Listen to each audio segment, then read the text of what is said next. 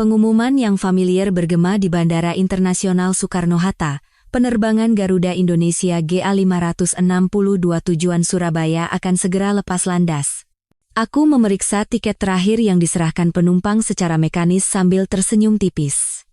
Dan ketika pintu pesawat ditutup, aku menghela napas lega. Satu lagi penerbangan telah berakhir dengan aman. Namaku Ayu Lestari. Usiaku 32 tahun. Aku adalah seorang staf darat bandara. Dulu, aku adalah seorang pramugari yang menjelajahi langit yang asing. Namun, 7 tahun lalu, aku sendiri yang mematahkan sayapku. Aku memilih pekerjaan darat yang stabil untuk merawat keluargaku yang kecil dengan lebih sempurna, mendukung karier suamiku yang sedang menanjak, dan merawat ibu mertuaku yang sakit. Ibu mertuaku, Ibu Ratna, telah terbaring di tempat tidur selama beberapa tahun, 7 tahun. Bukan waktu yang lama, tetapi cukup untuk menggerogoti mimpi-mimpi masa mudaku.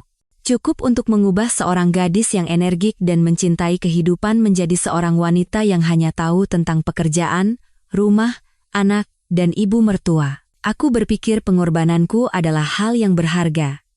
Aku percaya bahwa aku sedang membangun keluarga yang kokoh, pilar yang kuat agar suamiku, Bima Prakoso, dapat fokus pada pekerjaannya tanpa rasa khawatir. Bima adalah manajer penjualan di salah satu perusahaan perdagangan terbesar di Indonesia, posisi yang didambakan banyak orang.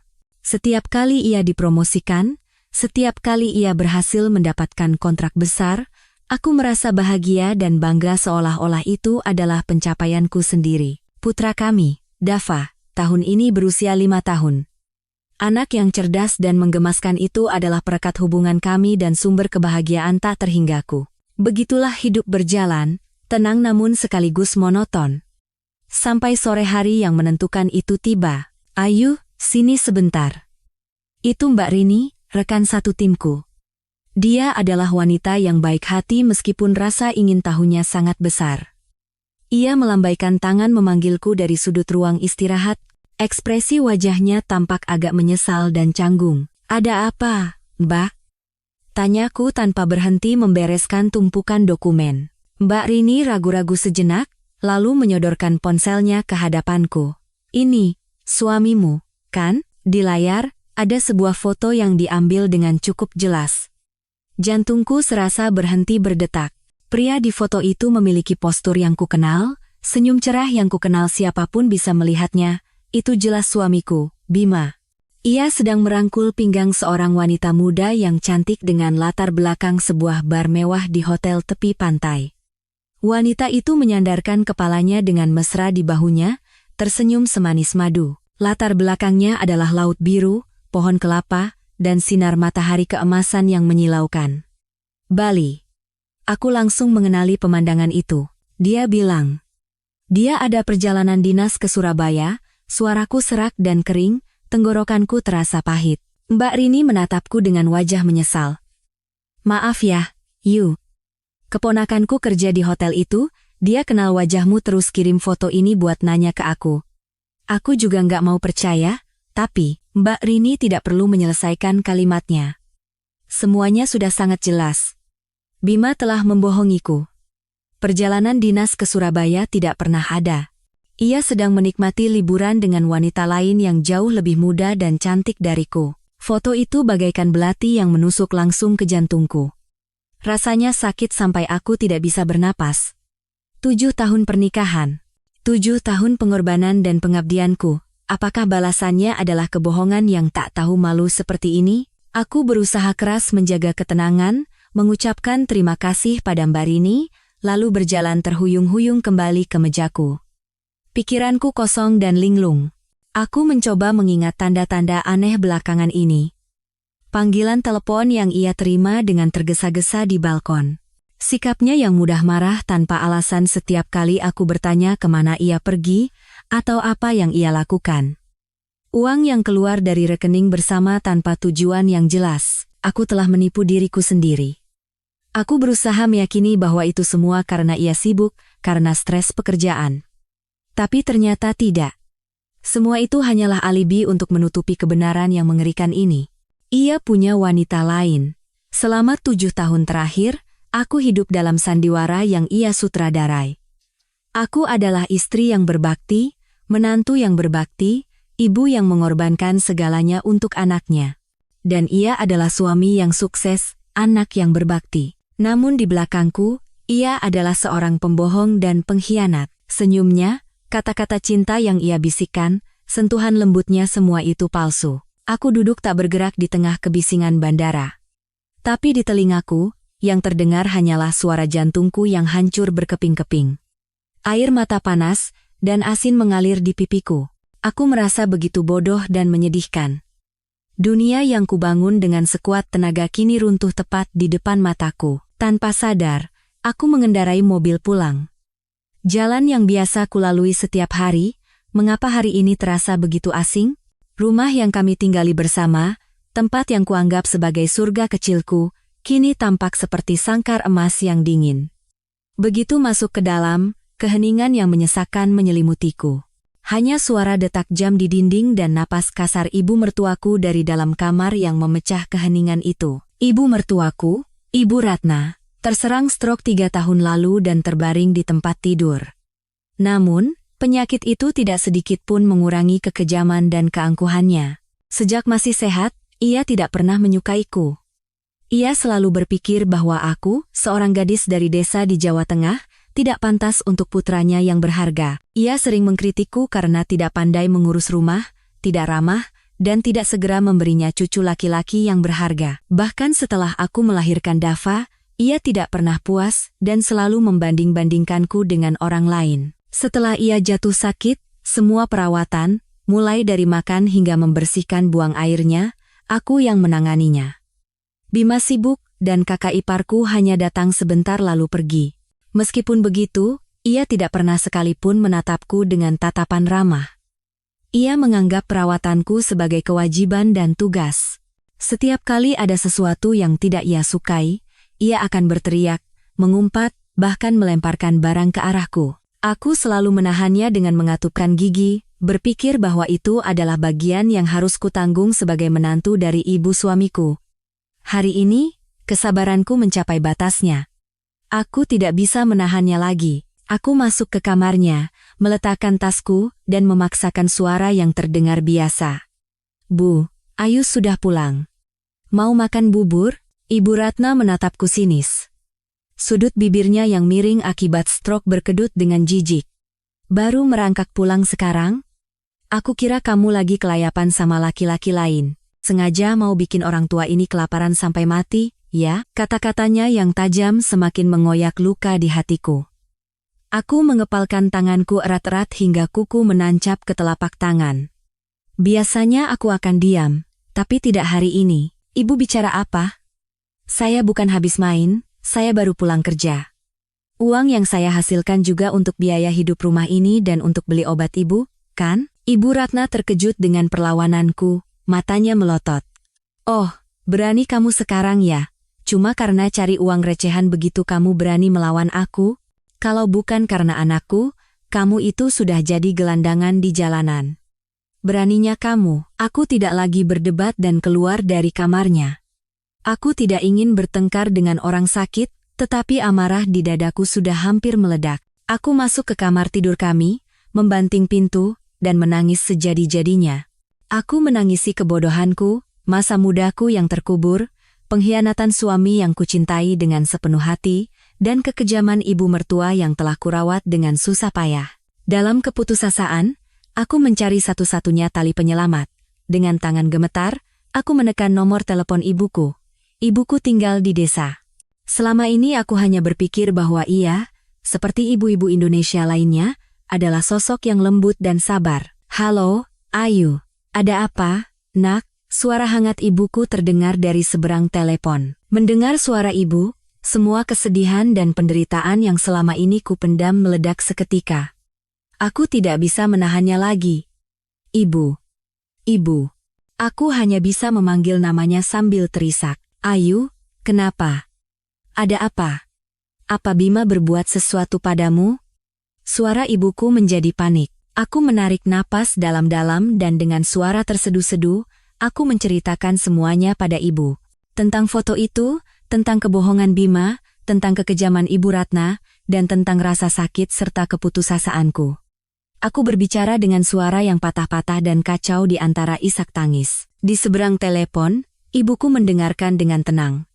Ia tidak memotong ceritaku, tidak memberikan simpati yang terburu-buru, hanya menunggu sampai aku menumpahkan semua emosiku. Ketika air mataku mengering dan suaraku serak, barulah ibu angkat bicara dengan tenang. Suaranya tidak lagi panik seperti di awal. Sebaliknya, suaranya terdengar sangat tenang dan tegas. Sudah, jangan menangis lagi, nak. Tangisan tidak akan menyelesaikan masalah. Sekarang, dengarkan baik-baik kata ibu. Aku terisak pelan sambil menyimak. Pertama, mulai sekarang, kamu harus bersikap seolah-olah tidak terjadi apa-apa. Perlakukan Bima dan ibunya seperti biasa, seolah kamu tidak pernah melihat foto itu. Bisa, iya. Tapi rasanya sulit sekali, Bu. Sulit pun harus dilakukan. Ini yang paling penting. Kedua, besok Ibu akan selesaikan urusan di sini dan berangkat ke Jakarta. Ibu akan bantu merawat mertuamu di sana, jadi kamu bisa punya waktu untuk istirahat. Benaka, Bu? Tapi, tidak ada tapi-tapian, potong Ibu. Dan ketiga, ini yang paling penting. Ibu dan kamu akan bersama-sama memberi pelajaran yang tidak akan pernah dilupakan seumur hidup pada suami pengkhianat dan ibu mertua jahat itu. Semua yang menjadi hakmu, dan juga Dava, akan ibu bantu rebut kembali. Kamu percaya sama ibu? Aku terperangah mendengar perubahan ibuku. Kemana perginya ibuku yang lembut dan sabar? Wanita di seberang telepon ini adalah orang yang sama sekali berbeda cerdas, tajam, dan penuh tekad. Di tengah keputusasaan yang ekstrem, kata-kata ibu bagaikan pelampung penyelamat. Aku tidak punya pilihan lain selain mempercayainya. Iya, Bu. Aku percaya. Bagus. Kalau begitu, lakukan apa yang ibu perintahkan. Serahkan semuanya pada ibu. Setelah telepon ditutup, aku duduk termangu di atas tempat tidur. Air mataku sudah berhenti, tetapi rasa sakitnya masih ada. Namun, rasa putus asa telah berubah menjadi emosi lain. Penantian. Menunggu ibu, menunggu rencana untuk balas dendam. 2 hari kemudian, ibu tiba di Jakarta. Ia hanya membawa 1 koper kecil. Dengan postur tubuhnya yang tegap, rambut berubannya yang disanggul rapi, dan yang terpenting, tatapan matanya yang cerah dan kuat, entah kenapa aku merasa tenang. Ibu tidak menangis atau mengutuk menantunya seperti ibu-ibu lain. Ia luar biasa tenang. Setelah menyapa Ibu Ratna yang terang-terangan menunjukkan ketidaksukaannya pada kedatangan besan dari desa, ibu menarikku ke kamar tidur dan mengunci pintu. Kemudian ia membuka kopernya. Di dalamnya, selain beberapa helai pakaian, ada barang-barang yang membuatku terkejut, sebuah kamera digital yang sangat kecil, beberapa perangkat yang terlihat seperti alat perekam, dan setumpuk dokumen tebal. Ini semua yang sudah ibu siapkan, kata ibu dengan suara rendah dan jelas. Ibu menunjukkan kamera itu padaku. Ini kamera super kecil. Pasang di sudut ruang keluarga dan kamar Ibu Ratna yang paling tidak mencolok. Kamera ini akan merekam suara dan video. Kita butuh bukti bagaimana wanita itu memperlakukanmu. Selanjutnya, ibu mengeluarkan tumpukan dokumen. Saat ibu membalik lembar demi lembar, duniaku sekali lagi jungkir balik. Dokumen itu berisi foto-foto Bima bersama beberapa wanita yang berbeda, bukan hanya satu, selama beberapa tahun terakhir. Ada yang terlihat seperti mahasiswi, ada juga yang tampak modis dan glamor. Mereka makan bersama, menonton film bersama, bahkan keluar masuk hotel. Ibu, kapan dan bagaimana bisa? Kaget, kan? Ibu menatap lurus ke mataku. Ibu sudah curiga pada Bima sejak lama. Firasat seorang ibu tidak pernah salah. Sejak setahun yang lalu, ibu menyewa orang untuk mengawasinya. Ibu tidak memberitahumu karena tidak mau membuatmu sakit hati, dan saat itu kita belum punya cukup bukti untuk menjatuhkannya. Dengan tangan gemetar, aku menerima foto-foto itu. Jantungku terasa seperti diremas. Perselingkuhannya bukan baru-baru ini, tapi sudah direncanakan dan dilakukan secara sistematis untuk menipuku sejak lama. Aku telah hidup bersama iblis berwujud manusia. Bukan itu saja, lanjut ibu dengan suara dingin. Ia menunjuk ke dokumen lain di tumpukan itu. Itu adalah salinan laporan transaksi rekening bank. Ini bagian yang paling mengerikan. Selama 2 tahun terakhir, Bima diam-diam menarik uang dari rekening tabungan bersama kita. Totalnya hampir 500 juta rupiah, dipindahkan ke rekening pribadinya. Dan dengan uang itu, ia membeli apartemen mewah di Kemang, dan membiarkan salah satu gadis itu tinggal di sana. Aku merasa dunia berputar. 500 juta. Uang yang kami kumpulkan dengan berhemat selama bertahun-tahun. Aku berkorban. Aku bekerja keras. Aku tidak pernah membeli barang mahal untuk diriku sendiri. Semuanya demi keluarga kami dan masa depan Dava. Dan dia, dengan kejamnya mengambil semua itu dan menghamburkannya untuk bersenang-senang dengan wanita lain. Rasa sakit di hatiku kini berubah menjadi kemarahan yang membara. Bajingan, desisku. Aku akan langsung menemuinya dan menuntut penjelasan. Tunggu. Ibu memegang tanganku. Kalau kamu marah sekarang, kamu akan merusak segalanya. Jangan bertindak gegabah. Bima itu licik dan penuh perhitungan. Kalau kamu membuat keributan sekarang, dia akan mengelak atau bahkan membalikkan kesalahan padamu. Setelah semua asetnya dipindahkan, kamu akan keluar dari pengadilan dengan tangan kosong. Ibu menatapku dengan tatapan tajam. Sekarang kita harus bertindak cerdas. Ibu punya rencana yang sangat rinci. Kita tidak hanya akan bercerai. Kita akan menghancurkannya secara sosial dan membuatnya membayar semua perbuatannya padamu. Ibu mulai menjelaskan rencananya langkah demi langkah, dengan jelas dan dingin.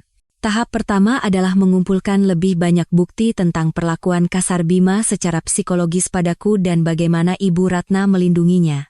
Tahap kedua, dan yang paling kejam, adalah menggunakan Ibu Ratna sebagai alat. Kita akan membuat wanita itu terusir ke jalanan, kata ibu tanpa ragu sedikit pun. Kita akan membuat sebuah sandiwara agar seluruh dunia melihat wajah asli anak yang berbakti dan ibu mertua yang terhormat itu. Opini publik adalah senjata yang sangat kuat, nak. Begitu citranya hancur, karirnya juga akan tamat. Aku bergidik mendengar rencana ibu. Mendorong seorang wanita tua yang sakit ke jalanan? Bukankah itu terlalu kejam?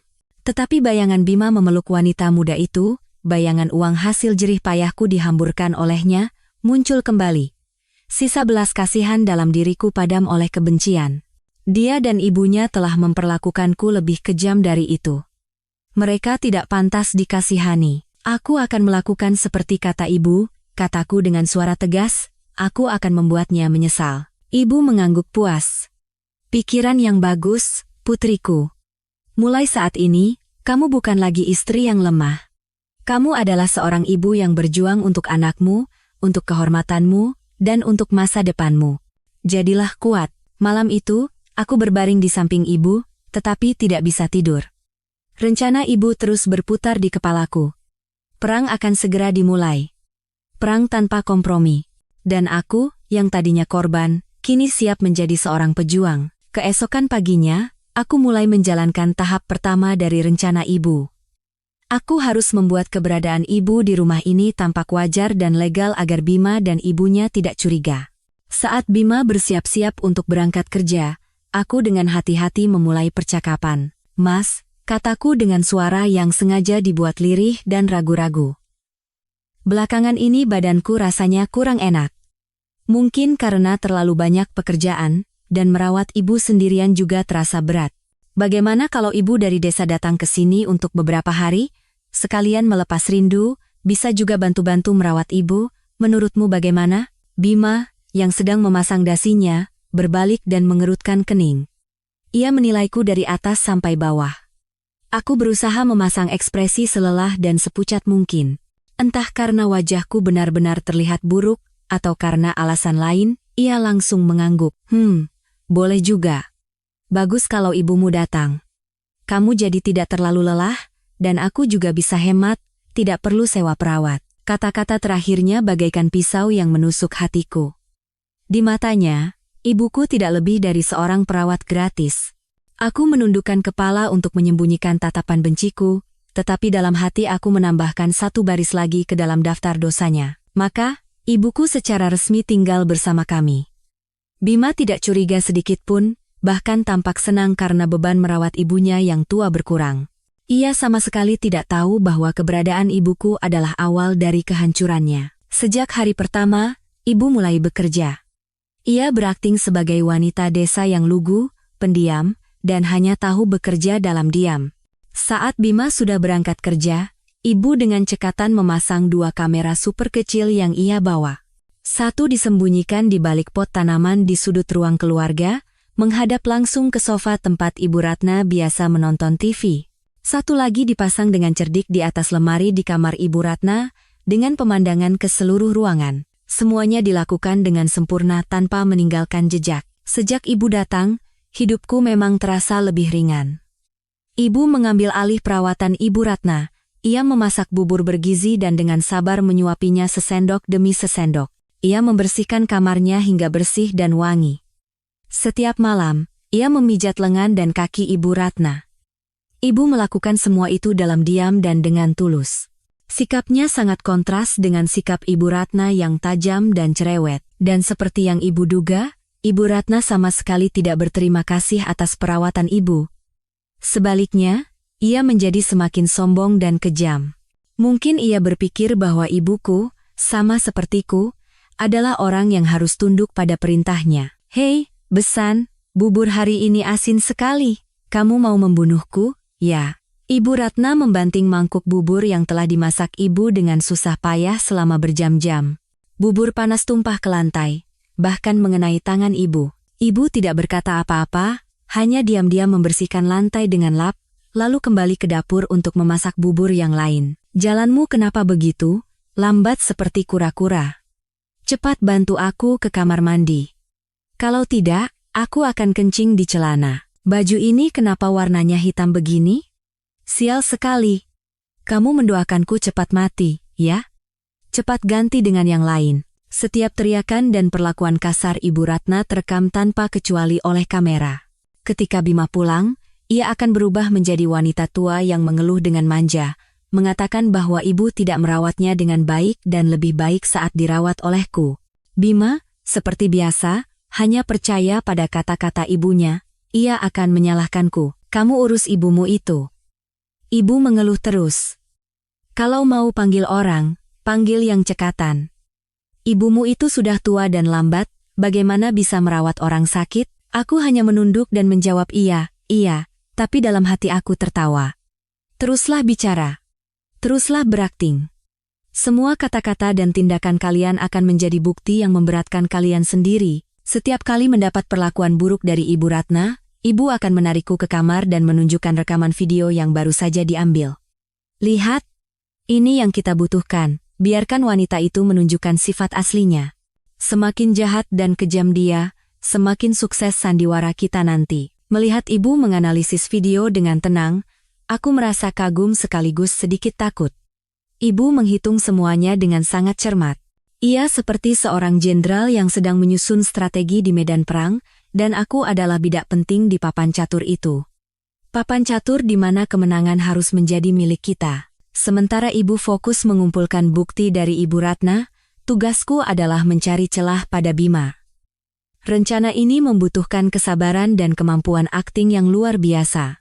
Setiap hari, aku terus memainkan peran sebagai istri yang lelah namun patuh.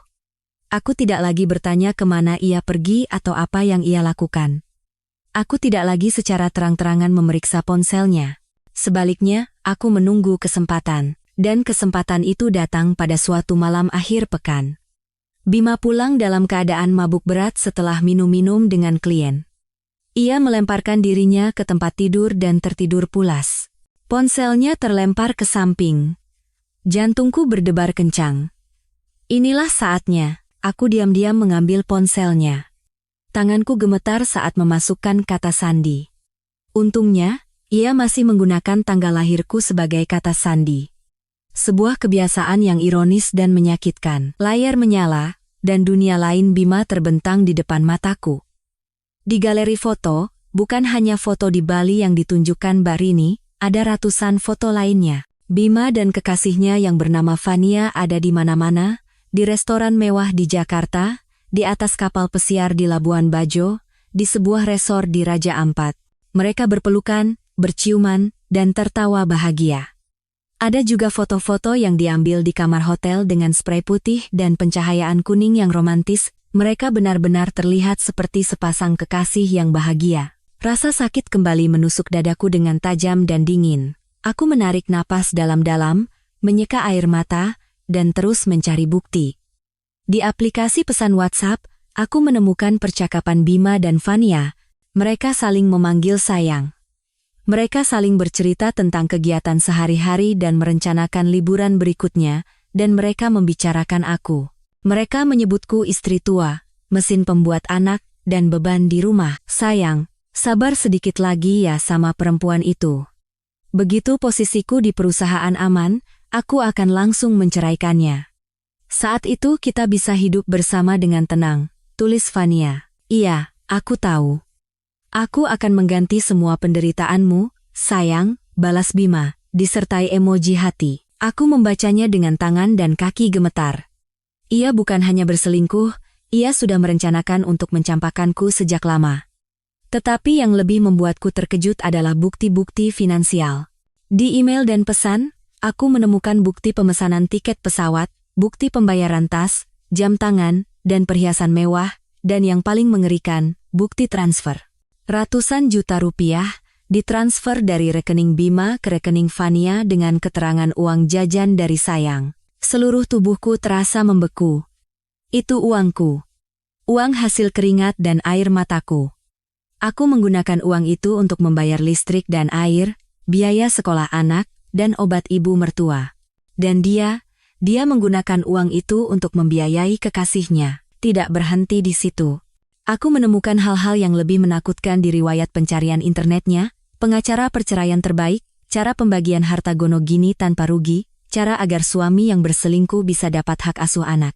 Ia sudah mempersiapkan pertarungan hukum. Ia berencana merebut segalanya dariku, dari harta hingga putraku tercinta. Dengan tangan gemetar, aku menggunakan ponselku untuk memotret semua layar. Setiap foto, setiap pesan, setiap bukti transfer. Aku mengirim semuanya ke akun email rahasia yang sudah kusiapkan sebelumnya. Ini akan menjadi senjata terkuatku di pengadilan. Saat aku meletakkan kembali ponselnya, langit sudah mulai terang. Aku memandang pria yang tertidur lelap di sampingku. Wajahnya saat tidur tampak begitu tenang dan polos.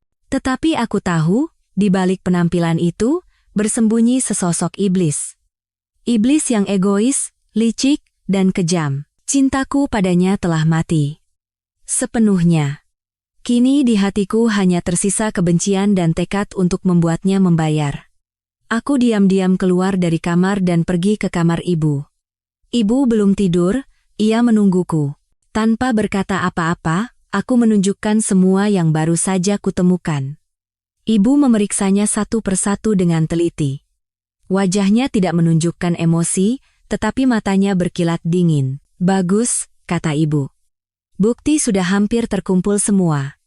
Waktunya kita melancarkan pukulan telak semakin dekat. Nak, waktunya sudah matang, kata ibu pada suatu malam setelah kami meninjau kembali semua bukti yang telah kami kumpulkan. Suaranya tenang namun penuh wibawa, dan kekuatan itu membuatku merasakan kekuatan yang sama muncul dari dalam diriku. Besok, kita mulai sandiwaranya. Sepanjang sore, ibu sibuk menelepon. Aku tidak tahu siapa yang ia hubungi, tetapi aku samar-samar mendengar nama-nama jurnalis atau orang-orang berpengaruh di media sosial. Ibuku, yang selama ini kukira hanya menghabiskan hidupnya di dapur, ternyata memiliki jaringan yang tidak pernah kubayangkan. Ia mengerahkan segalanya untuk menyiapkan panggung terbesar bagi putrinya. Keesokan harinya, kami memilih akhir pekan, saat Bima sekali lagi pergi dengan alasan pertemuan penting dengan klien. Aku tahu betul siapa kliennya itu. Ibu dan aku mulai bersiap. Kami memilihkan pakaian yang paling lusuh dan menyedihkan untuk Ibu Ratna. Aku merasa sedikit bersalah, tetapi ibu menatapku dengan tatapan tegas. Jangan lupa, mereka telah memperlakukanmu lebih buruk dari ini. Merasa kasihan sekarang sama dengan bunuh diri. Ibu memberiku sebotol kecil obat tetes mata. Gunakan saat perlu. Tapi ibu yakin air matamu akan tulus. Kami menempatkan Ibu Ratna di kursi roda dan berbohong bahwa kami akan mengajaknya jalan-jalan mencari udara segar. Ia tampak tidak senang, tetapi tidak menolak. Mungkin ia juga bosan terlalu lama terkurung di dalam rumah. Ibu memanggil taksi online berkapasitas 7 penumpang. Kami langsung menuju jantung kota Jakarta, kawasan bundaran Hotel Indonesia, karena akhir pekan, tempat itu sangat ramai. Saat taksi berhenti, jantungku mulai berdebar kencang. Aku takut dengan tatapan orang-orang, takut tidak memiliki keberanian untuk memainkan peranku dengan sempurna. Ibu menggenggam tanganku erat. Kehangatan dan keyakinannya menular padaku. Jangan takut nak, pikirkan Dava. Pikirkan masa depanmu dan anakmu, kamu sedang melakukan hal yang benar. Kami mendorong kursi roda Ibu Ratna ke tempat yang paling mencolok di pinggir jalan. Ibu mundur, berbaur dengan kerumunan, dan bersiap merekam video dari jauh. Sekarang, panggung ini milik aku. Menarik napas dalam-dalam, membiarkan semua kesedihan dan penderitaan yang selama ini kupendam meluap. Obat tetes mata dari ibu tidak diperlukan. Air mata panas mulai mengalir di pipiku. Aku terduduk di samping kursi roda, menutupi wajahku, dan menangis terseduh-seduh. Awalnya hanya isakan tertahan, tetapi perlahan menjadi tangisan yang memilukan dan putus asa. Kerumunan mulai memperhatikan, dan beberapa orang yang penasaran berhenti. "Mbak, ada apa?" tanya seorang ibu parubaya. Aku mengangkat wajahku yang basah oleh air mata dan memulai aktingku. Suaraku bergetar dan terbata-bata. "Tolong, Bu. Tolong kami. Suami saya meninggalkan kami." Aku mulai bercerita. Aku menceritakan bagaimana aku harus mengorbankan karierku untuk merawat ibu mertuaku yang sakit. Aku menceritakan bagaimana suamiku yang seorang pejabat sukses berselingkuh dan memberikan semua uangnya kepada kekasihnya. Aku menceritakan bagaimana ia tidak pernah peduli pada ibunya yang sakit dan melimpahkan semua beban padaku. Aku menceritakan kelelahanku, kesulitanku, dan bagaimana aku kebingungan karena tidak punya uang sepeser pun untuk membeli obat ibu mertuaku. Dia pergi dengan wanita muda dan cantik itu. Dia bilang ibu adalah beban. Dia menyuruh saya membuangnya ke jalanan kalau tidak sanggup merawatnya. Sekarang saya harus bagaimana? Saya juga seorang wanita, saya ingin dicintai. Kenapa takdir begitu tidak adil pada saya? Aku meraung dan memohon dengan menyedihkan. Setiap kata yang kuucapkan adalah bagian dari kebenaran, ditambah dengan rasa sakit dan amarahku. Ini bukan akting. Aku hanya menumpahkan semua yang telah kutahan. Ceritaku memancing simpati orang-orang. Kerumunan semakin banyak. Bisik-bisik dan gumaman semakin keras. Ponsel-ponsel terangkat ke arahku dan Ibu Ratna. Tirai pertunjukan telah resmi dibuka. Ibu Ratna awalnya bingung dengan apa yang terjadi. Ketika ia mendengar ceritaku dan kerumunan mengelilinginya, ia sadar bahwa ia menjadi pusat perhatian. Alih-alih diam, sifat sombong dan kejamnya kembali muncul. Ia berpikir aku sedang menjelek-jelekan putranya yang berharga. "Heh, kamu. Tutup mulutmu itu," teriak Ibu Ratna. Mulutnya yang miring tampak semakin ganas. "Dasar perempuan tidak tahu diuntung. Beraninya kamu memfitnah suamimu? Anakku itu orang yang berbakti dan sukses. Dia tidak mungkin membuang ibunya." Kerumunan yang tadinya bersimpati padaku sejenak terdiam, lalu kembali riuh. Ucapan Ibu Ratna bagai menyiram bensin ke dalam api. Seorang bapak-bapak berkata, "Nek, menantunya sudah susah begini, kok malah dimaki-maki? Dia kan masih merawat nenek." Ibu Ratna melotot padanya. "Kamu tahu apa? Hah, dia merawatku itu kewajiban. Kalau bukan karena anakku, dia sudah mati kelaparan. Anakku hebat, makanya dia bisa dapat perempuan lain. Itu juga berkah buat dia. Perempuan tidak bisa jaga suami, kok malah nangis-nangis di sini." "Ya ampun," dengar itu ibu mertuanya ngomong apa, teriak seorang wanita muda. Sudah membela anaknya yang selingkuh, malah bilang itu berkah buat menantunya. Benar-benar tidak bisa dipercaya. Kata-kata bodoh Ibu Ratna telah membongkar semuanya. Tanpa sadar, ia telah mengkonfirmasi bahwa ceritaku adalah benar. Kerumunan yang tadinya menatap dengan ragu dan kasihan kini berubah menjadi marah, umpatan mulai terdengar. Buah jatuh tidak jauh dari pohonnya. Anaknya bajingan, ibunya iblis. Kasihan sekali menantunya. Dapat mertua dari neraka. Rekam. Sebarin wajah keluarga ini ke internet biar seluruh dunia tahu. Ponsel-ponsel diarahkan pada kami seperti moncong senjata. Kilatan lampu terus menyala. Ibu Ratna semakin marah, berteriak dan mengumpat, mengeluarkan kata-kata paling kasar. Ia memakiku, memaki kerumunan, bahkan memaki keluargaku. Setiap kata yang ia ucapkan semakin memperburuk citra dirinya dan Bima. Aku terus memainkan peranku. Aku hanya duduk di sana, menangis dengan lemah dan menyedihkan. Aku membiarkan amarah kerumunan dan kebodohan Ibu Ratna melakukan sisanya. Dari kejauhan, Ibu merekam semuanya. Ia tidak hanya merekam. Ia langsung mengirimkan video panas itu ke teman-temannya di media. Hanya dalam beberapa menit, sandiwara kami tidak lagi terbatas di sudut jalan ini. Video itu mulai muncul di berbagai grup komunitas online dan portal berita dengan judul-judul yang sensasional. Viral. Istri menangis di bundaran HI sambil merawat mertua lumpuh, ditinggal suami pejabat demi selingkuhan. Komentar kejam ibu mertua. Selingkuh itu berkah, netizen murka. Wajah asli suami sampah dan mertua iblis terbongkar ke publik. Video itu menyebar dengan kecepatan yang tak terkendali. Hanya dalam 1 jam, sudah ada ribuan kali dibagikan dan puluhan ribu komentar. Wajahku, wajah Ibu Ratna, dan foto Bima yang dengan cepat ditemukan oleh netizen, tersebar di mana-mana. Bima, yang tadinya seorang pejabat sukses, dalam sekejap menjadi suami sampah yang dihujat dan dikutuk oleh seluruh masyarakat. Ketika ibu merasa semuanya telah mencapai puncaknya, ia memberiku isyarat. Aku membantu Ibu Ratna, yang sudah kelelahan berteriak, naik ke taksi lain dan bergegas meninggalkan panggung. Duduk di dalam mobil, melihat orang-orang yang masih berdebat dan kilatan ponsel yang tidak kunjung padam, aku tahu kami telah berhasil. Badai media telah dimulai, dan badai itu akan segera menyapu bersih semua yang dimiliki Bima. Badai media menghantam Bima lebih cepat dari yang kuduga.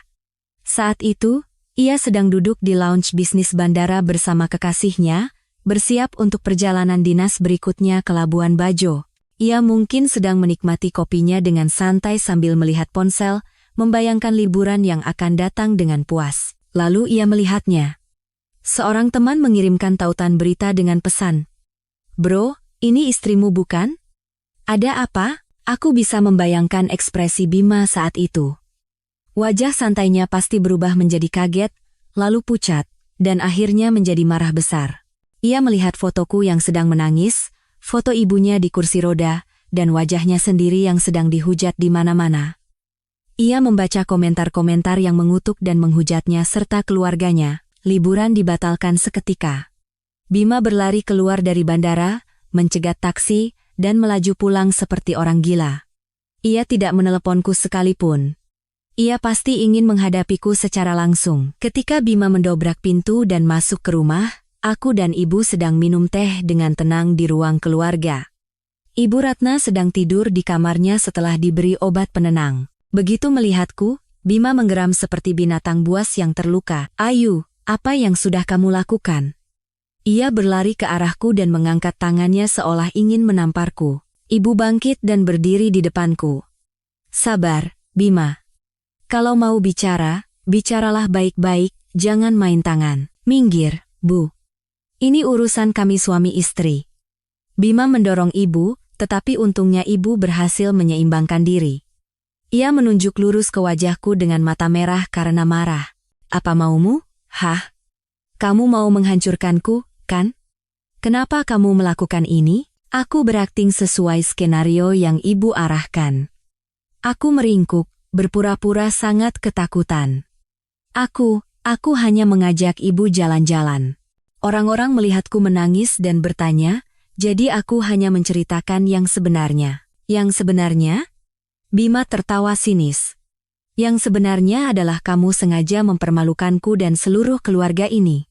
Lihat, seluruh dunia menghujatku. Karierku, kehormatanku, semuanya hancur gara-gara kamu. Aku tidak sengaja. Kamu yang selingkuh dan meninggalkan kami, kan? Bukankah itu yang sebenarnya? kataku dengan suara lirih sambil terisak. Air mataku kembali mengalir. Bima terdiam. Ia tidak bisa menyangkal fakta itu. Tepat pada saat itu, terdengar suara dari kamar Ibu Ratna. Mungkin ia terbangun karena suara pertengkaran kami. Ia mendorong kursi rodanya sendiri dan keluar ke ruang keluarga. Melihat Bima, ia menangis dan mengadu seolah bertemu penyelamat. Bima, kamu pulang nak, kamu harus bela ibumu. Istrimu itu menyeretku ke jalanan dan mempermalukan ibu di depan orang banyak. Perempuan ular itu mau membunuh kita berdua. Bima menoleh pada ibunya. Kemarahannya kembali memuncak. Ibu masih bisa bicara begitu? Kalau saja ibu tidak bicara bodoh seperti itu, masalahnya tidak akan jadi sebesar ini. Siapa yang suruh ibu membela anak yang selingkuh di depan orang banyak? Ibu Ratna tertegun, tidak menyangka akan dimarahi oleh putranya. Aku hanya ingin melindungimu. Kamu kan anakku, tentu saja aku membelamu. Melindungiku. Ibu justru membunuhku. Sekarang bagaimana? Perusahaan pasti akan tahu, aku akan dipecat, dan aku akan kehilangan segalanya.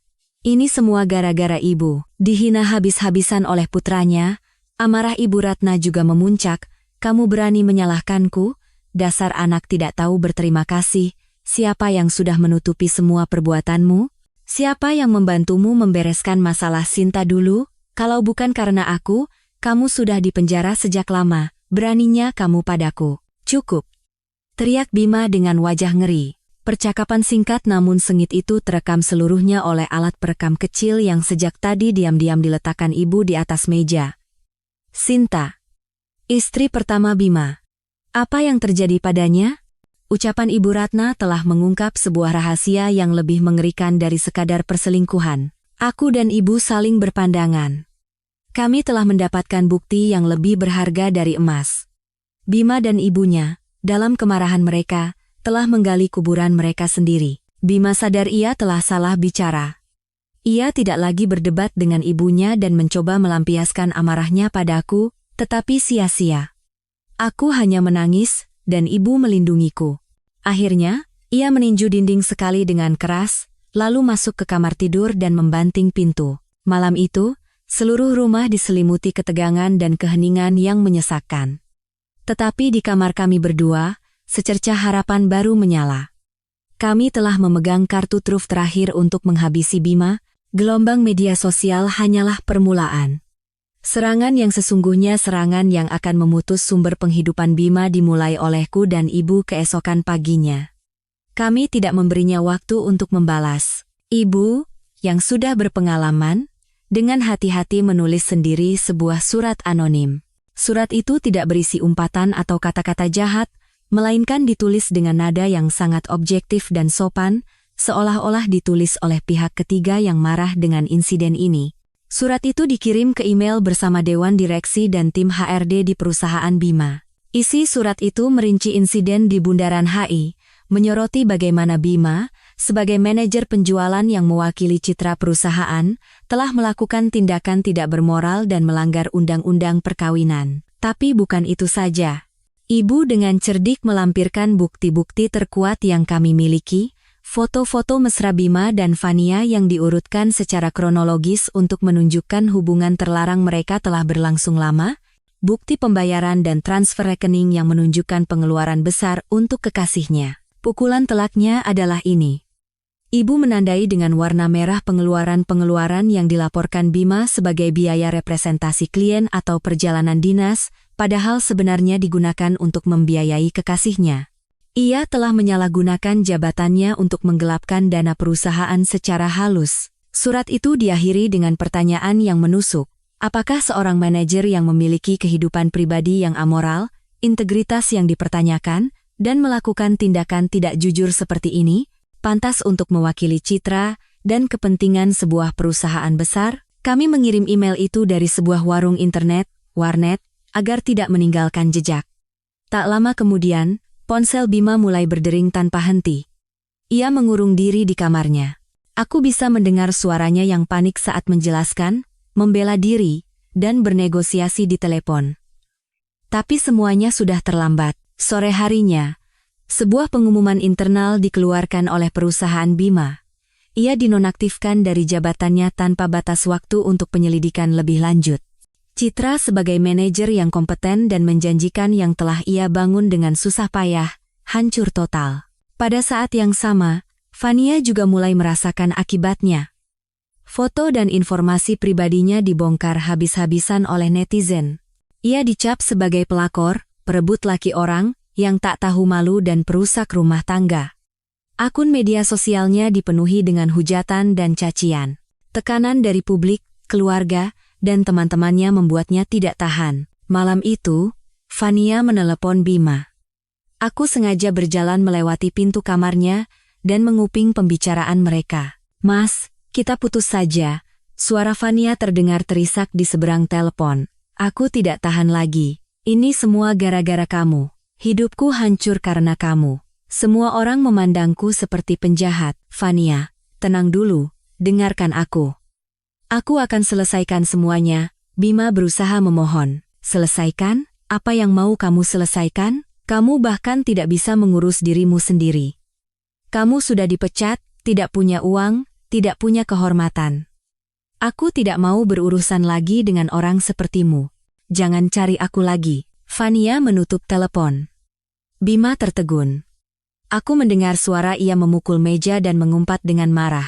Kekasih yang ia puja-puja, wanita yang ia ajak merajut masa depan, telah mencampakkannya begitu ia berada dalam kesulitan. Itulah harga sebuah pengkhianatan. Aku kembali ke kamar dan menceritakannya pada ibu. Ibu hanya tersenyum tipis. Cinta yang dibangun di atas kebohongan dan uang, pada akhirnya akan berakhir dengan pengkhianatan dan perhitungan. Biarkan mereka saling menghancurkan. Malam semakin larut, tetapi badai di rumah ini baru saja dimulai. Bima telah kehilangan karier dan kekasihnya. Kini yang tersisa baginya hanyalah kebencian, dan ia pasti akan mencari cara untuk membalas dendam. Kami harus bersiap untuk pertempuran berikutnya. Kehilangan segalanya dalam beberapa hari membuat Bima berubah menjadi binatang buas yang gila. Ia tidak lagi mempertahankan penampilan luarnya yang elegan dan tenang. Ia menumpahkan semua kemarahan dan kegagalannya padaku. Ini semua gara-gara kamu. Kamu yang menghancurkan hidupku.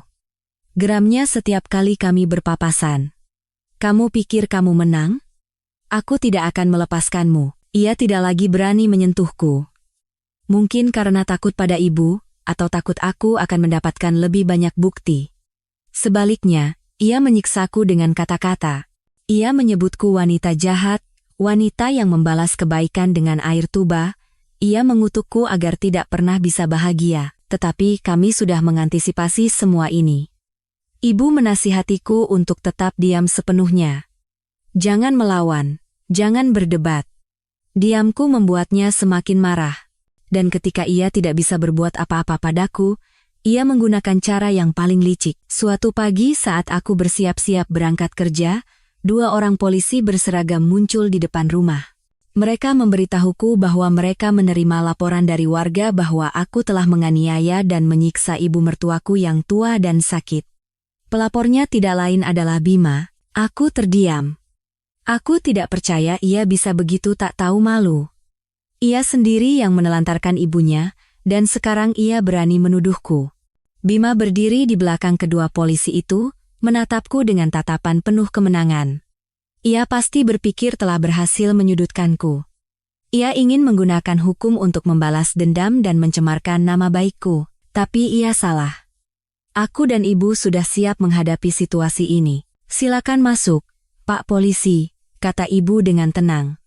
Kami siap bekerja sama untuk mengungkap kebenaran. Setelah para polisi duduk, ibu mulai menjelaskan. Ia tidak panik sama sekali. Ia mengeluarkan tablet dan memutar video-video yang telah direkam oleh kamera tersembunyi. Bapak-bapak, ini adalah bukti bagaimana putri saya merawat ibu mertuanya dan bagaimana beliau meresponsnya. Di layar, video ditampilkan dengan jelas. Adegan saat aku dengan sabar menyuapi Ibu Ratna sesendok demi sesendok, sementara ia terus mengumpat. Adegan saat aku membersihkan makanan yang sengaja ia tumpahkan. Adegan saat ibuku memijatnya sementara ia terus menyindir. Para polisi itu menggelengkan kepala saat menontonnya. Bukan itu saja, lanjut ibu. Pak Bima menuduh putri saya telah melakukan kekerasan pada ibunya. Kalau begitu, silakan lihat video ini. Ibu memutar video lain. Adegan di mana Ibu Ratna mencoba meraih remote di atas meja, lalu kehilangan keseimbangan dan jatuh dari kursi rodanya. Tepat pada saat itu, aku yang berada di dapur berlari keluar dan segera membantunya berdiri. Tidak ada orang lain di ruangan itu, ia jatuh dengan sendirinya. Wajah Bima berubah pucat pasi. Ia tergagap. Tidak benar. Dia merekayasa video itu. Dia menjebak saya. Salah satu polisi menoleh ke arah Bima dan berkata dengan tegas, "Pak Bima, kami akan memeriksa keaslian video ini. Tetapi dari apa yang kami lihat, laporan Anda sama sekali tidak berdasar. Membuat tuduhan palsu terhadap orang lain adalah tindakan melanggar hukum. Mohon pikirkan kembali tindakan Anda." Kedua polisi itu pergi, meninggalkan Bima yang berdiri termangu di tengah rumah. Rencana balas dendamnya gagal total. Alih-alih menyakitiku, ia justru membuat dirinya sendiri terlihat sebagai penuduh yang licik. Malam itu, ia tidak lagi berteriak. Ia minum sendirian dalam kegelapan. Agresivitasnya telah berubah menjadi kegagalan dan keputusasaan. Ia kalah, dengan memalukan, tetapi perang belum berakhir. Masih ada rahasia terakhir, kebenaran mengerikan yang akan segera kami ungkapkan. Setelah upaya tuduhan palsunya gagal, Bima menjadi semakin berbahaya. Ia tidak lagi berteriak, tetapi diamnya lebih menakutkan. Ia menatapku dan ibu dengan tatapan penuh kebencian, seolah siap menerkam kapan saja. Beberapa kali ia pulang dalam keadaan mabuk, merusak barang-barang di rumah sambil menggumamkan ancaman. Merasakan situasi yang semakin genting, aku dan ibu, bersama pengacara kami, mengajukan perintah penahanan darurat ke pengadilan. Permohonan itu dilampiri dengan rekaman pertengkaran Bima dengan ibu, foto-foto perabotan yang rusak, dan surat pernyataanku tentang ancamannya. Pengadilan dengan cepat mengabulkan permohonan itu.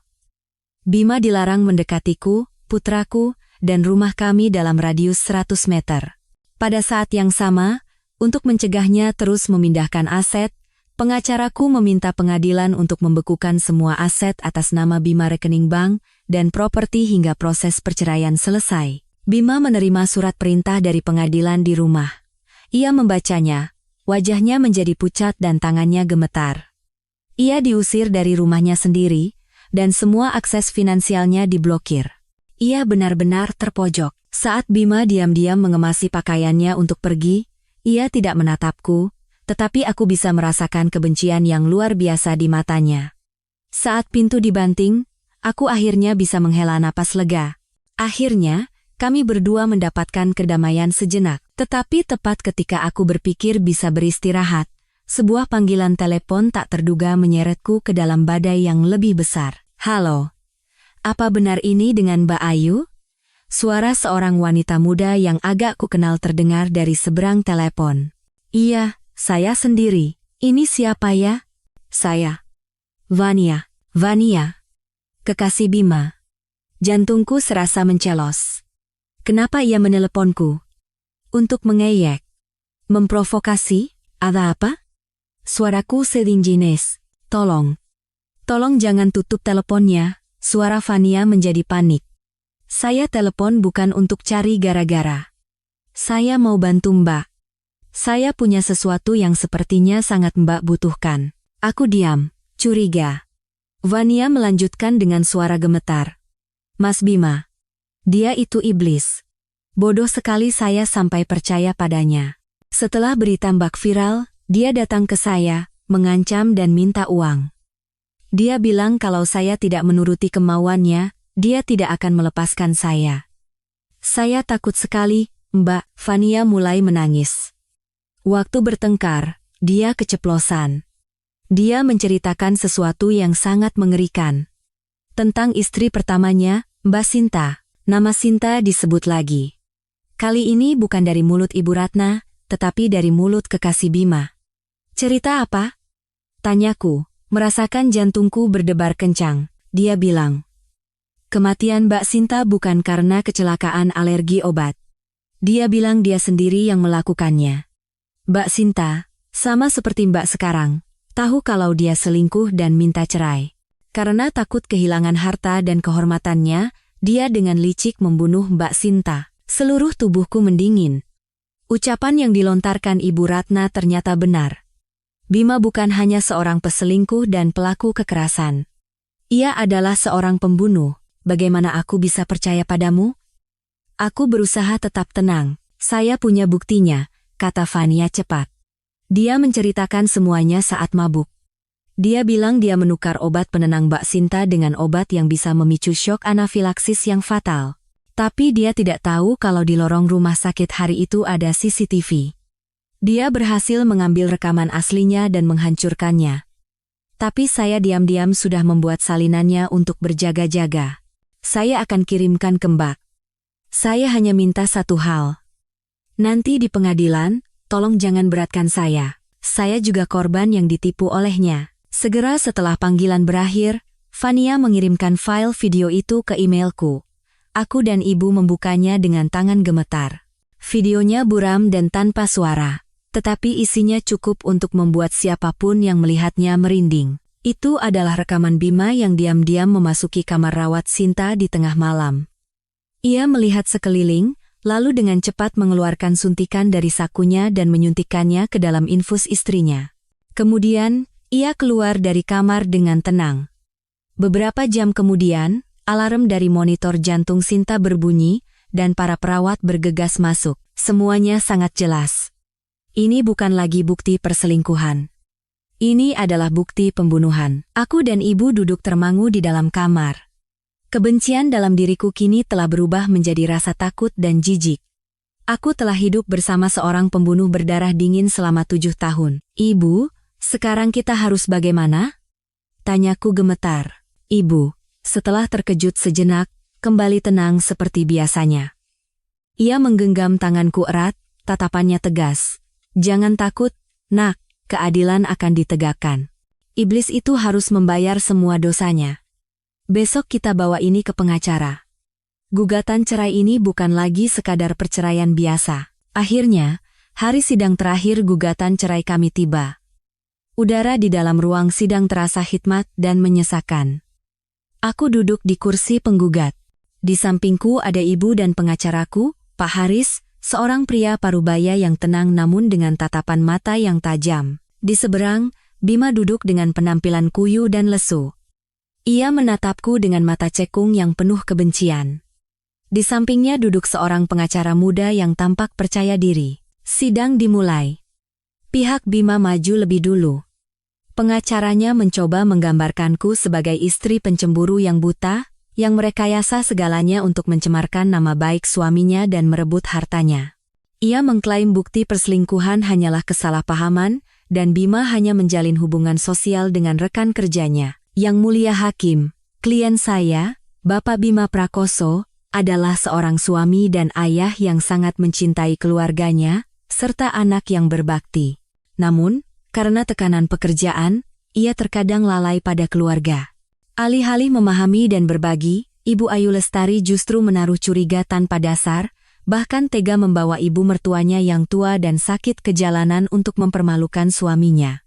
Ini menunjukkan bahwa Ibu Ayu Lestari memiliki watak yang kejam dan tidak layak mendapatkan hak asuh anak. Mendengar kata-kata tak tahu malu itu, aku hanya bisa mengepalkan tangan, tetapi Pak Haris memberiku isyarat untuk tetap tenang. Kemudian, mereka menghadirkan saksi kunci mereka, Ibu Ratna. Ia masuk ke ruang sidang dengan kursi roda. Berbeda dengan kesombongannya yang biasa, ia tampak lemah dan menyedihkan. Jelas, ia telah dilatih dengan baik oleh pengacara Bima. Saksi, bisakah Anda ceritakan bagaimana perlakuan menantu Anda, Ibu Ayu Lestari, selama tinggal bersama Anda? Tanya pengacara Bima dengan suara simpatik. Ibu Ratna mulai terisak.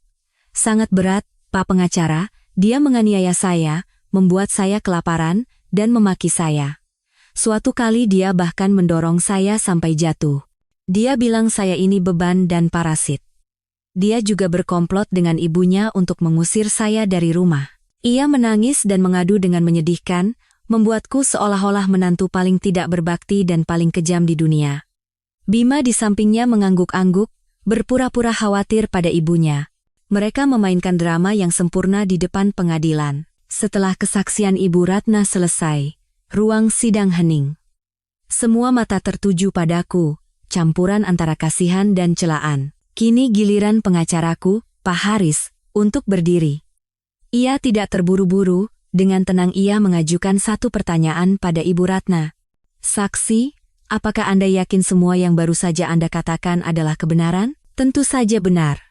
Saya mungkin sudah tua, tapi ingatan saya masih bagus, kata Ibu Ratna dengan tegas. Baiklah, kata Pak Haris, lalu menoleh ke arah hakim. Yang mulia hakim, untuk membuktikan bahwa kesaksian saksi sepenuhnya bohong, kami ingin mengajukan sebuah video. Layar besar di ruang sidang menyala. Video pertama adalah adegan Ibu Ratna membanting mangkuk bubur dan memaki ibuku. Berikutnya adalah adegan ia jatuh sendiri dari kursi rodanya dan aku bergegas membantunya. Dan banyak video lain yang menunjukkan perlakuannya yang kejam padaku dan ibu. Wajah Ibu Ratna berubah dari putih menjadi ungu. Ia tergagap. Tidak, itu rekayasa, mereka menjebak saya. Pengacara Bima juga membeku. Ia tidak menyangka kami memiliki bukti setajam ini. Tapi ini bukan pukulan telak. Pak Haris melanjutkan. Yang mulia hakim, tindakan saksi ini bukan kebetulan. Ia melakukannya atas suruhan dan paksaan dari putranya sendiri, terdakwa Bima Prakoso. Kami ingin mengajukan satu lagi rekaman suara. Rekaman pertengkaran Bima dan ibunya diputar. Suara Bima yang berteriak menyalahkan ibunya, dan satu kalimat fatal dari Ibu Ratna terdengar jelas. Siapa yang membantumu membereskan masalah Sinta dulu? Kalau bukan karena aku, kamu sudah dipenjara sejak lama. Seluruh ruang sidang terkejut. Siapa Sinta? Apa yang terjadi? Hakim harus mengetuk palu untuk menertibkan suasana. Bima terduduk lemas di kursinya. Wajahnya tidak berdarah sama sekali. Ia tahu semuanya telah berakhir. Drama mereka telah berakhir dengan memalukan, dan hanya kebenaran yang paling mengerikan yang menunggu untuk diungkap. Setelah rekaman suara diputar, suasana di ruang sidang menjadi sangat berat. Semua mata tertuju pada Bima dan Ibu Ratna yang gemetar dengan wajah pucat pasi. Hakim dengan ekspresi tegas menatap lurus ke arah Bima dan bertanya, terdakwa, siapa orang yang bernama Sinta yang disebutkan dalam rekaman, dan apa hubungannya dengan Anda? Bima menunduk dalam-dalam. Diam. Keringat dingin mengalir deras. Pengacaranya buru-buru berdiri untuk mencoba menyelamatkan situasi. Yang mulia, itu hanya ucapan yang dilontarkan karena marah, tidak memiliki kekuatan hukum. Hal ini tidak relevan dengan kasus perceraian hari ini. Tidak relevan? Pengacaraku, Pak Haris, memotong ucapan pengacara muda itu dengan tegas. Yang mulia, kami berpendapat ini sangat relevan. Karena ini menunjukkan watak asli terdakwa, seorang manusia yang tidak segan-segan melakukan apapun untuk mencapai tujuannya, tanpa sedikit pun rasa bersalah. Pak Haris mengangguk ke arahku, memberi isyarat. Aku menarik napas dalam-dalam, mencoba menenangkan jantungku yang berdebar kencang. Inilah momen penentuan. Yang mulia hakim, suara Pak Haris bergema di seluruh ruang sidang. Orang yang disebut Sinta adalah almarhumah Sinta Dewi, istri pertama dari terdakwa Bima Prakoso. 5 tahun yang lalu, ia dinyatakan meninggal dunia akibat syok anafilaksis setelah pemberian obat. Kasus ini ditutup sebagai kecelakaan yang tragis. Tapi, apakah itu kebenarannya? Pak Haris berhenti sejenak, membangun ketegangan hingga puncaknya. Hari ini, kami membawa bukti terakhir. Bukti yang akan membongkar semua kebohongan dan kejahatan terdakwa. Dengan izin yang mulia, kami ingin memutar sebuah video. Hakim mengangguk. Layar besar kembali menyala. Kali ini bukan video kehidupan sehari-hari di rumah, melainkan rekaman CCTV buram dengan tanggal dan waktu 5 tahun yang lalu tertera di sudutnya. Seluruh ruang sidang menahan napas. Video itu menunjukkan lorong rumah sakit yang sepi di tengah malam. Pintu sebuah kamar terbuka, dan Bima masuk diam-diam. 5 tahun yang lalu ia lebih muda, tetapi sorot matanya sudah penuh kelicikan. Ia melihat sekeliling, lalu mendekati tempat tidur di mana seorang wanita terbaring tidur, pasti Sinta. Ia mengeluarkan suntikan kecil dari sakunya dan dengan cepat menyuntikkan isinya ke dalam kantong infus yang tergantung di samping tempat tidur pasien, tindakannya tegas dan dingin. Setelah selesai, Ia keluar dari kamar dengan tenang seolah tidak terjadi apa-apa. Video berhenti di situ, tetapi keheningan di ruang sidang lebih menakutkan daripada ledakan. Semua orang terperangah. Ibu Ratna menatap putranya dengan tatapan kosong, lalu pingsan di atas kursi rodanya. Bima hancur total. Ia menatap layar dengan tatapan kosong, wajahnya pucat karena ngeri. Ia tidak pernah bermimpi bukti kejahatan yang ia kira telah terkubur selamanya akan ditayangkan di depan seluruh dunia. Tidak. Itu palsu. Semuanya palsu. Bima tiba-tiba berteriak seperti orang gila. Ia bangkit dan menunjuk ke arahku. Itu perbuatannya. Dia menjebakku. Dia mau membunuhku. Perempuan itu iblis. Ia kehilangan akal dan mencoba menyerangku. Tetapi petugas keamanan pengadilan segera meringkusnya. Teriakan dan umpatan gila Bima bergema di seluruh ruang sidang. Tenang. Bawa keluar terdakwa. Hakim mengetuk palunya dengan keras. Bima diseret keluar sambil terus meronta dan berteriak. Dramanya sebagai suami sukses dan anak berbakti berakhir dengan citra seorang pembunuh gila. Semua kebenaran telah terungkap, dan keadilan, meskipun terlambat, akhirnya bersinar. Setelah Bima diseret keluar dan Ibu Ratna dibawa untuk pertolongan pertama, sidang sempat diskors lalu dilanjutkan kembali. Udara masih terasa berat oleh kebenaran mengerikan yang baru saja terungkap, tetapi ketegangan sedikit mereda. Pengacara Bima, dengan wajah pucat pasi, tidak lagi bisa memberikan pembelaan apapun, semua bukti terlalu jelas, dan kata-kata apapun menjadi sia-sia. Hakim, setelah berdiskusi dengan majelis, berdiri dan membacakan putusan akhir. Suaranya yang tegas dan jelas bergema di tengah keheningan mutlak ruang sidang. Setelah meninjau seluruh berkas perkara, bukti-bukti yang diajukan, dan seluruh jalannya persidangan, majelis hakim menyatakan bahwa terdakwa Bima Prakoso terbukti telah melakukan tindakan-tindakan yang melanggar Undang-Undang Perkawinan, termasuk kekerasan psikologis terhadap penggugat Ayu Lestari, dan penelantaran terhadap ibu kandungnya, Ibu Ratna.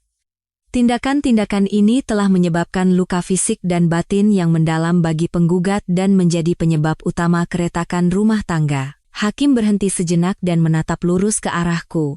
Pengadilan mengabulkan gugatan cerai dari penggugat Ayu Lestari.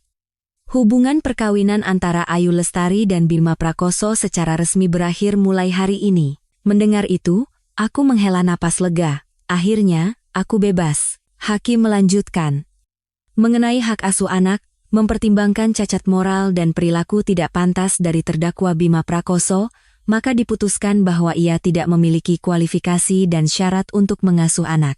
Oleh karena itu, pengadilan menetapkan bahwa anak, Dava Prakoso, akan diasuh secara langsung oleh penggugat Ayu Lestari hingga berusia 18 tahun. Terdakwa Bima Prakoso wajib memberikan nafkah anak setiap bulan sesuai dengan hukum yang berlaku. Air mata mengalir, tetapi kali ini air mata bahagia. Aku bisa menjaga putraku di sisiku. Mengenai harta bersama, mempertimbangkan kesalahan berat terdakwa Bima Prakoso selama perkawinan dan kontribusi penggugat Ayu Lestari dalam pembentukan dan pemeliharaan aset, maka pengadilan memutuskan pembagian sebagai berikut. Penggugat Ayu Lestari mendapatkan 70% dari total nilai harta bersama, termasuk kepemilikan penuh atas apartemen yang saat ini ditinggali dan tabungan yang setara. Terdakwa Bima Prakoso mendapatkan sisa 30%. Selain itu, terdakwa Bima Prakoso wajib membayar ganti rugi moral kepada penggugat Ayu Lestari sebesar 500 juta rupiah. Aku dan ibu saling berpandangan, tidak bisa menyembunyikan kegembiraan kami. Kami tidak hanya menang, kami menang telak. Keadilan ada di pihak kami. Terakhir, hakim membuat keputusan paling penting yang ditunggu-tunggu semua orang. Mengenai fakta baru yang terungkap selama persidangan, yaitu keadaan seputar kematian istri pertama terdakwa, almarhumah Sinta Dewi, pengadilan menilai bahwa kasus ini memiliki indikasi tindak pidana kriminal yang sangat serius. Oleh karena itu, pengadilan memutuskan untuk menyerahkan seluruh barang bukti terkait, termasuk rekaman suara dan video CCTV, kepada pihak kepolisian untuk dilakukan penyelidikan atas dugaan pembunuhan oleh terdakwa Bima Prakoso dan dugaan penyembunyian kejahatan oleh ibunya, Ibu Ratna.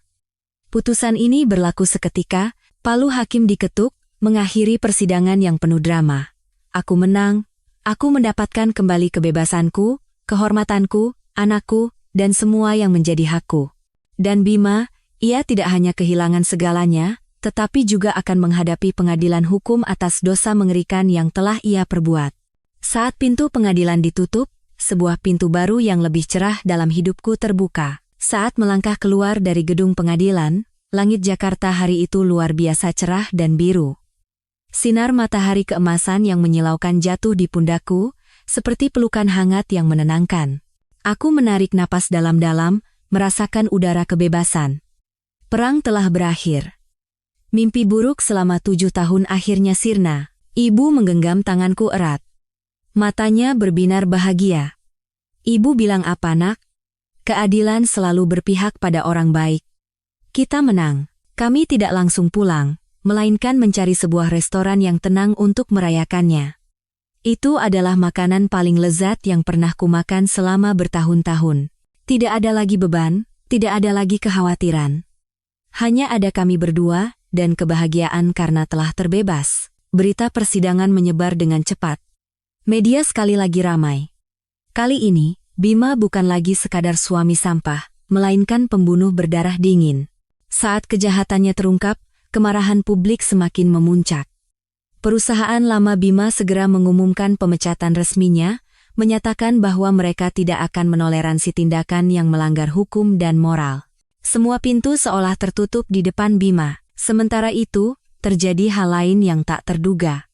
Ibu Ratna, setelah siuman di rumah sakit dan mendengar putusan pengadilan serta mengetahui bahwa ia juga bisa dihukum karena menyembunyikan kejahatan, melakukan tindakan yang tidak disangka siapapun, untuk menyelamatkan dirinya sendiri, ia secara sukarela menghubungi polisi dan memberikan kesaksian yang memberatkan putranya sendiri atas kematian Sinta. Ia menceritakan dengan rinci bagaimana ia membantu merekayasa alibi Bima dan membersihkan tempat kejadian. Ia melakukan segalanya dengan harapan mendapatkan keringanan hukuman. Ikatan suci antara ibu dan anak hancur berkeping-keping oleh keegoisan dan ketakutan sesaat. Mendengar berita itu, aku hanya tersenyum tipis. Karma. Bima mendapatkan tusukan terakhir dari ibunya sendiri, orang yang sangat ia percayai dan yang menjadi kaki tangannya dalam kejahatan. Itu mungkin hukuman yang paling pahit baginya. Beberapa hari kemudian, aku kembali ke rutinitasku. Rekan-rekan kerjaku di bandara menatapku dengan pandangan yang berbeda. Ada rasa penasaran, ada simpati, tetapi yang paling banyak adalah rasa hormat. Mbak Rini berlari dan memelukku erat. Ayu, kamu hebat sekali. Aku bangga padamu. Kita perempuan memang harus kuat begini. Aku tersenyum. Aku bukan lagi Ayu yang lemah dan penurut di masa lalu. Aku telah bertransformasi. Badai yang mengerikan tidak merobohkanku, justru membuatku lebih kuat dan tegar. Aku siap memulai hidup baru.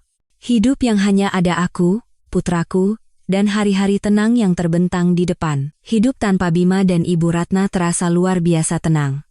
Tidak ada lagi udara tegang dan menyesakan di rumah, tidak ada lagi kata-kata sindiran dan caci maki. Sebagai gantinya, tawa ceria Dava dan waktu makan malam kami yang hangat mengisi rumah. Aku menghabiskan lebih banyak waktu dengan putraku. Mengajaknya ke taman, membacakan dongeng setiap malam. Melihatnya tertidur dengan senyum di bibir, aku tahu semua pengorbanan dan perjuanganku sangat berharga. Di tempat kerja, setelah semua badai berlalu, para atasan mulai melihat kembali kemampuan dan dedikasiku. Mereka mengakui profesionalisme dan ketenangan yang kutunjukkan bahkan di tengah badai. Beberapa bulan setelah persidangan, sebuah kesempatan tak terduga datang padaku. Posisi Kepala Departemen Layanan Darat kosong, dan aku direkomendasikan sebagai kandidat. Berkat pengalaman bertahun-tahun dan kinerja luar biasa belakangan ini, aku resmi diangkat. Dari seorang staf biasa menjadi manajer. Ini bukan sekadar promosi, melainkan pengakuan dan penegasan atas nilai diriku yang telah lama hilang. Hidupku perlahan memasuki orbit baru yang stabil dan cerah. Aku berpikir akan hidup seperti ini, mencurahkan seluruh cintaku pada anakku dan merawat ibuku yang sudah menua. Aku tidak lagi percaya pada cinta dan tidak punya keberanian untuk membuka hati pada pria manapun.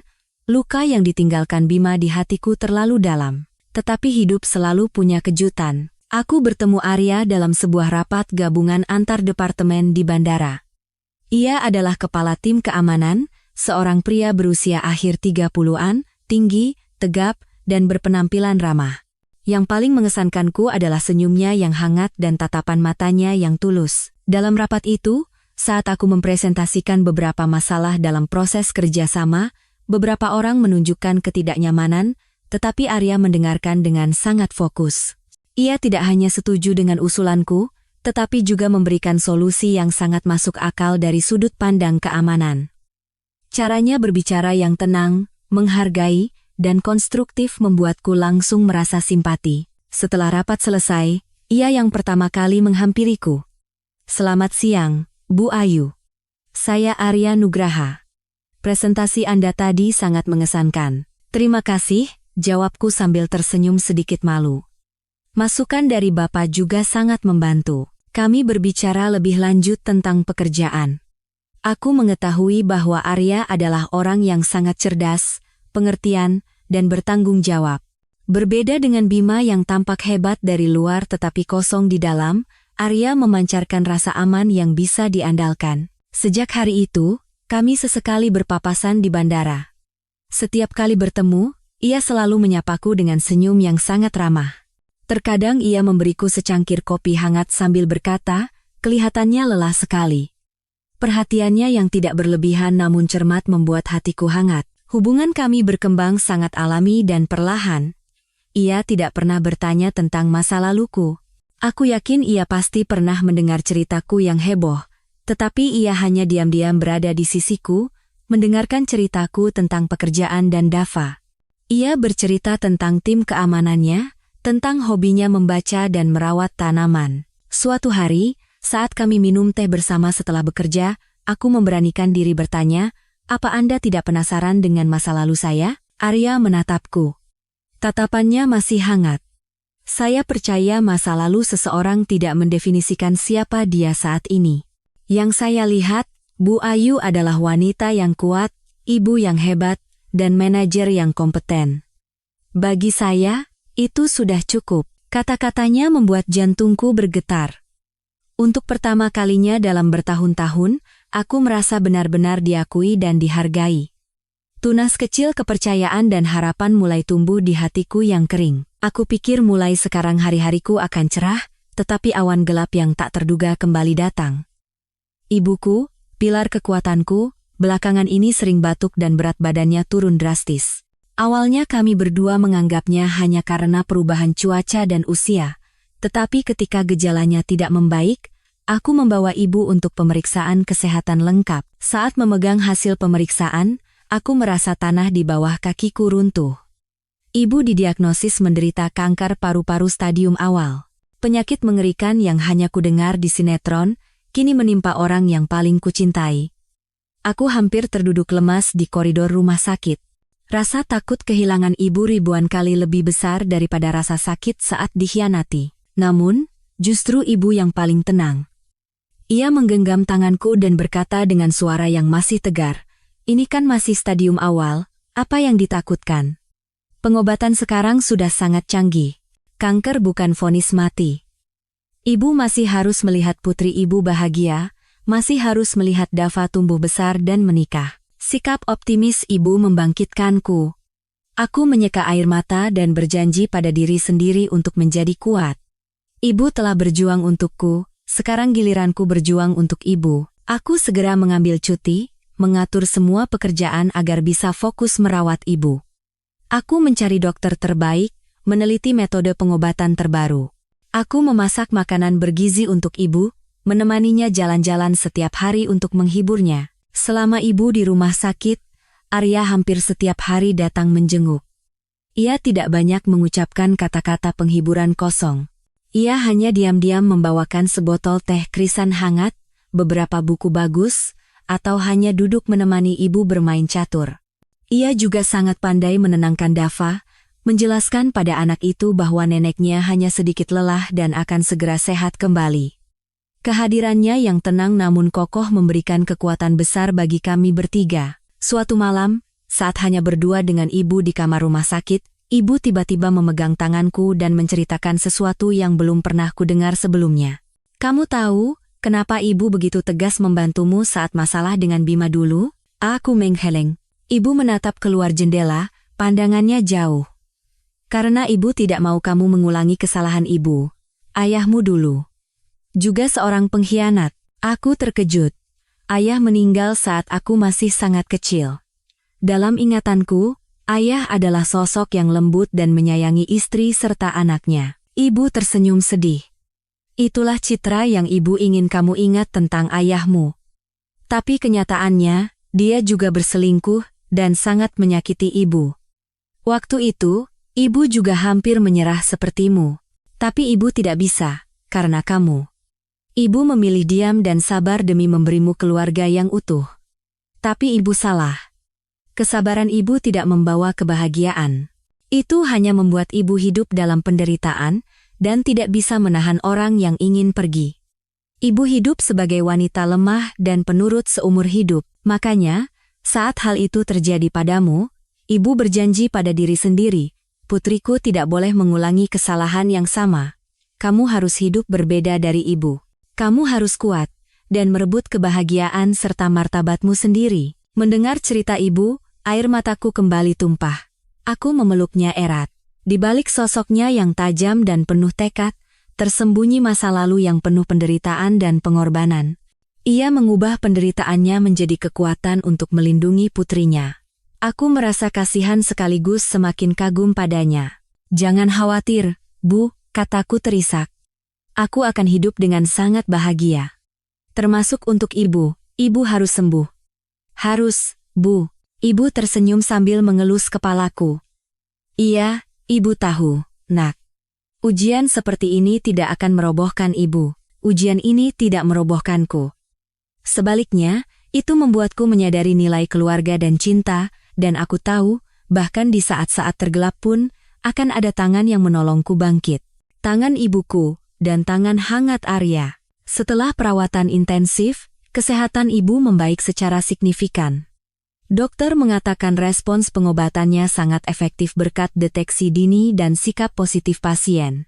Ibu diizinkan pulang untuk beristirahat sambil menunggu jadwal operasi, dan kehidupan kami kembali tenang. Tetapi, pohon ingin tenang, angin tak mau berhenti.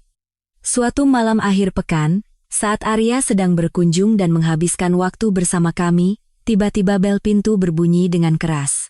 Aku pergi membukakan pintu dan membeku. Itu Bima. Penampilannya jauh lebih kuyu dan menyedihkan daripada saat terakhir kali kulihat di pengadilan. Tubuhnya kurus, janggutnya tidak terawat, dan bau alkohol yang menyengat tercium darinya. Ia menatapku dengan mata merah penuh dendam. Aku mau lihat Dava. Biarkan aku bertemu anakku. Teriaknya sambil mencoba menerobos masuk. Aku segera menghalanginya. Pergi. Pengadilan sudah melarangmu mendekati kami. Larang? Dia anakku. Aku punya hak untuk menemuinya. Bima mendorongku. Tepat pada saat itu, Arya keluar dari dalam dan berdiri di depanku. Ia tidak berkata apa-apa, hanya berdiri dengan tubuh besarnya menjadi perisai yang kokoh.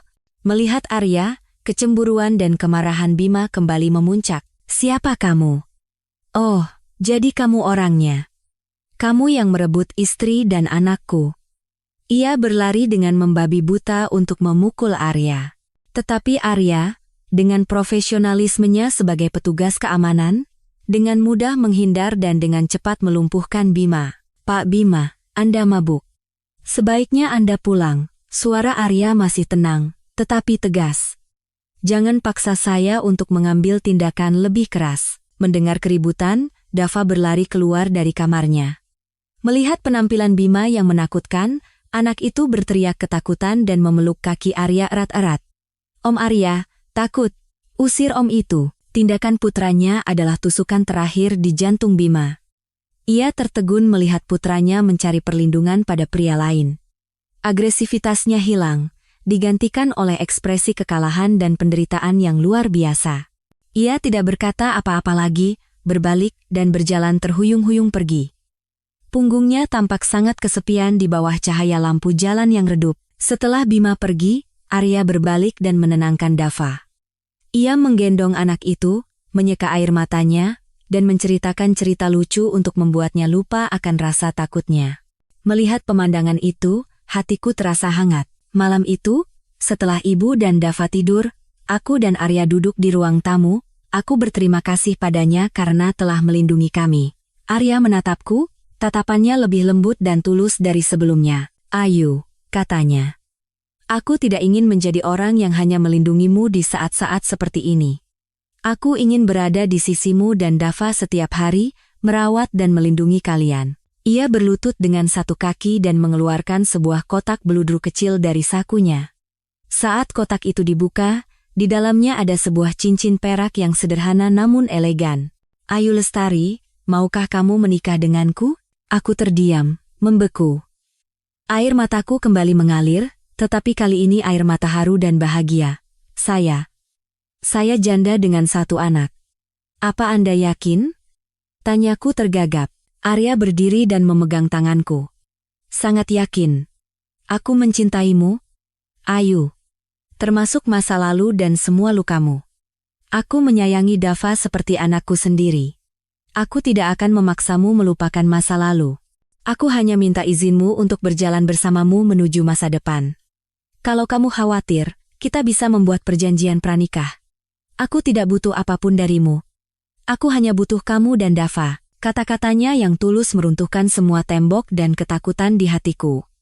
Aku telah menemukan seorang pria yang benar-benar mencintai dan menghargaiku. Aku mengangguk sambil menangis bahagia. Iya, akumu. Arya tersenyum dengan senyum paling hangat di dunia. Ia dengan lembut memasangkan cincin itu di jariku. Ukurannya pas sekali, pernikahanku dengan Arya tidak mewah. Hanya sebuah upacara kecil dan hangat di sebuah restoran di tepi danau, di bawah restu ibu, Dava, serta teman-teman dan rekan kerja terdekat. Aku mengenakan gaun putih sederhana dan riasan tipis, tetapi aku tahu, aku tidak pernah terlihat secantik dan sebercahaya ini. Senyumku bukan lagi senyum palsu, melainkan kebahagiaan tulus dari dalam hati. Arya berdiri di sisiku, tidak pernah melepaskan tanganku.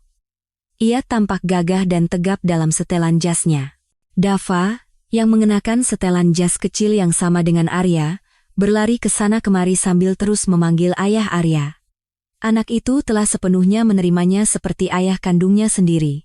Ibu duduk di barisan depan dengan senyum haru, matanya penuh dengan kebahagiaan dan kepuasan. Kehidupan pernikahan kami berjalan dengan tenang dan manis.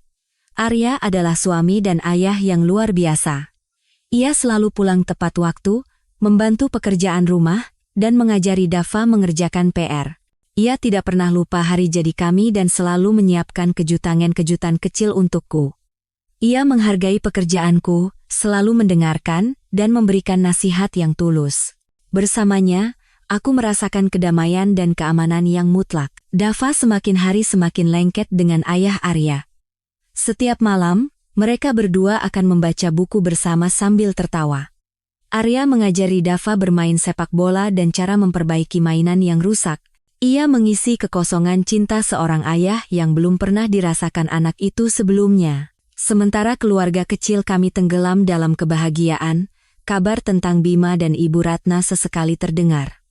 Bima, setelah didakwa, hancur total. Ia tenggelam dalam alkohol, hidup menggelandang tanpa pekerjaan. Sisa uangnya yang tak seberapa setelah pembagian harta Gonogini dengan cepat habis untuk minum. Ibu Ratna menerima hukuman yang setimpal karena menyembunyikan kejahatan. Tetapi yang lebih pahit adalah, setelah keluar dari penjara, ia tidak punya tempat untuk pergi. Putra emasnya, Bima, meninggalkannya di panti jompo yang kumuh dan tidak pernah menjenguknya sekalipun. Ia menghabiskan sisa hidupnya dalam kesepian dan penyakit, mungkin terus-menerus menyesali perbuatannya. Ketika aku mendengar cerita itu, tidak ada lagi rasa puas di hatiku. Sebaliknya, aku merasa luar biasa damai. Aku sadar bahwa kebencian itu seperti racun yang kita minum sendiri sambil berharap orang lain yang mati. Itu hanya akan membuat diri kita semakin lelah dan menderita. Ketika aku belajar melepaskan masa lalu dan memaafkan orang-orang yang telah menyakitiku, barulah aku menemukan kedamaian jiwa. Kebahagiaan tidak datang dari balas dendam, tetapi dari menciptakan kehidupan baru yang lebih baik. Operasi ibu berjalan dengan sukses. Tumornya berhasil diangkat seluruhnya. Berkat semangat positif dan perawatan intensif dari keluarga, ibu pulih dengan sangat cepat. Beberapa bulan kemudian, ia sudah bisa berjalan dan beraktivitas hampir normal. Melihat ibu bermain dengan gembira bersama cucunya di taman kecil yang dirawat sendiri oleh Arya, aku merasa tidak ada lagi yang kuinginkan. Suatu sore yang cerah, keluarga kami berjalan-jalan di taman. Arya menggandeng tanganku dengan satu tangan, dan dengan tangan lainnya ia menggendong Dava di pundaknya. Tawa riang anak itu berpadu dengan suara angin dan gemerisik daun, menciptakan simfoni yang damai. "Terima kasih," bisikku pada Arya. "Terima kasih untuk apa?" tanyanya sambil tersenyum. "Untuk semuanya. Karena telah datang dalam hidupku, mencintaiku, dan memberikan kami keluarga yang utuh." Arya berhenti dan menoleh padaku. Matanya penuh cinta. "Tidak, aku yang harus berterima kasih padamu. Karena memberiku kesempatan untuk menjadi seorang suami dan seorang ayah. Kamu dan Dava adalah hadiah terindah dalam hidupku." Ia membungkuk dan memberiku ciuman yang lembut namun hangat di bibir. Di atas pundaknya, Dava berteriak gembira. Di belakang kami, ibu tersenyum puas. Hidupku pernah diterpa badai yang mengerikan, dan aku merasa tidak akan pernah bisa bangkit lagi. Tetapi setelah hujan, pelangi muncul dengan sangat indah. Aku telah menemukan pelabuhan damaiku, sebuah keluarga yang penuh cinta dan tawa. Aku telah menjadi wanita yang percaya diri, kuat, tahu cara mencintai diri sendiri, dan siap menerima hal-hal baik yang menanti di depan. Masa depanku kini terbuka lebar dan dipenuhi oleh cahaya matahari.